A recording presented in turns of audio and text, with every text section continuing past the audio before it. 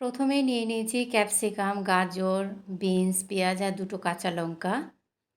তারপরে নিয়ে নিয়েছি কিছুটা পনির।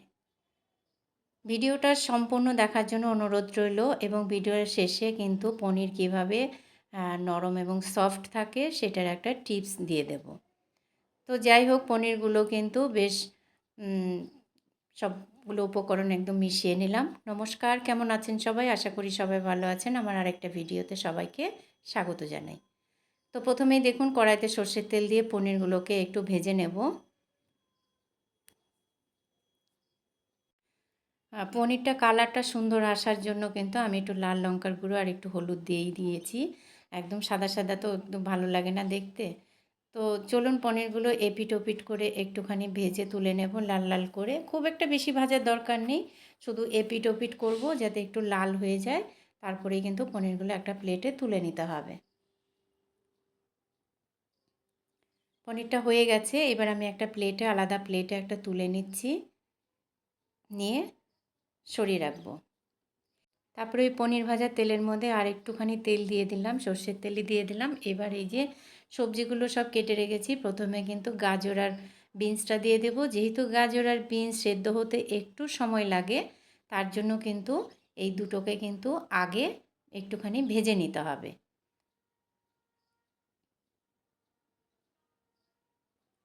দেখুন মোটামুটি একটু নরম হয়ে গেছে, ভাজা দেখলেই বোঝা যাচ্ছে যে ভাজা হয়ে গেছে।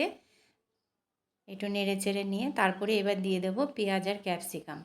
দেখুন পেঁয়াজগুলো একটু ডুমো ডুমো করে কাটা আছে।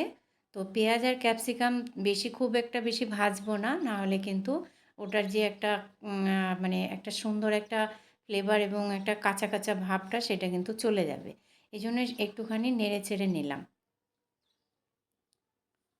তো সবগুলোই একটু নেড়ে চেড়ে নেওয়ার পরে কিন্তু একটু সামান্য লবণ দিয়ে দিলাম। যেহেতু আমি এই রান্নাটায় সয়া সস ব্যবহার করব, সেই জন্য কিন্তু লবণটা কিন্তু একটু কম দিলাম। তারপরে দিয়ে দিলাম দুটো কাঁচা লঙ্কা চিরা। তারপরে আবারও সব কিছু উপকরণগুলো নেড়ে চেড়ে নিচ্ছি তেলের মধ্যে। এবার এগুলোকে ভেজে এভাবে একটুখানি তুলে নেব আর একটা প্লেটে। দেখুন পুরোটাই ভাজা হয়ে গেছে, খুব একটা ভাজার দরকার নেই। এবার আলাদা জায়গায় তুলে নিতে হবে।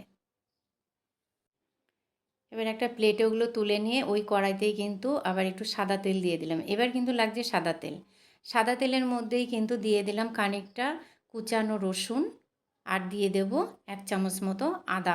কুচানো আদা দিলেও হয়, কিন্তু যেহেতু আমার কাছে গোটা আদা ছিল না, যার জন্য আদা বাটাটা দিয়ে দিলাম।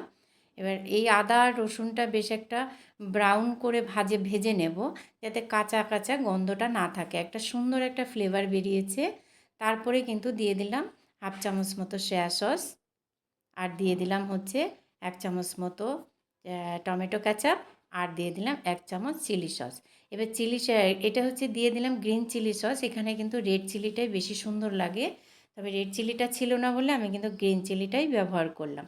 এবার এটাকে ভালো করে একটু নেড়ে চেড়ে নেব। দেখুন এই অবস্থায় দিয়ে দিলাম গোলমরিচ, একটু ক্রাশ করে গোলমরিচও দিয়ে দিলাম। বেশ গোলমরিচের গন্ধটাও খুব ভালো হয় এবং এই রান্নাটায় গোলমরিচ দিলেই কিন্তু বেশি ভালো লাগে।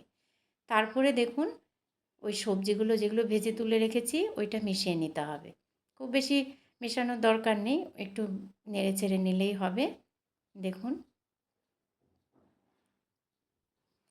এবার সমস্ত উপকরণগুলো একটুখানি মিশিয়ে নিতে হবে। তারপরে ওই সয়া সসের বাটির মধ্যে 1/2 চামচ মতো কর্নফ্লাওয়ার একটুখানি জলে গুলে দিয়ে দিলাম। দেওয়ার পরে এটাকে ভালো করে আরেকটু মিশিয়ে নিতে হবে। তারপরে পনিরের টুকরোগুলো দিয়ে দিতে হবে। এবার পনিরের টুকরোগুলো দেখুন কত সুন্দর লাগছে। তো যাই হোক, এবার পনিরের টুকরোগুলোও কিন্তু মিশিয়ে দিলাম। আবারও ভালো করে একটুখানি মিশিয়ে নিতে হবে। তো আপনারা কিন্তু এই অবস্থায়ও কিন্তু নামিয়ে নিতে পারেন, তবে আমি যেহেতু এটাকে একটুখানি গ্রেভি করব, তার জন্য কিন্তু একটু গরম জল দিয়ে দিলাম।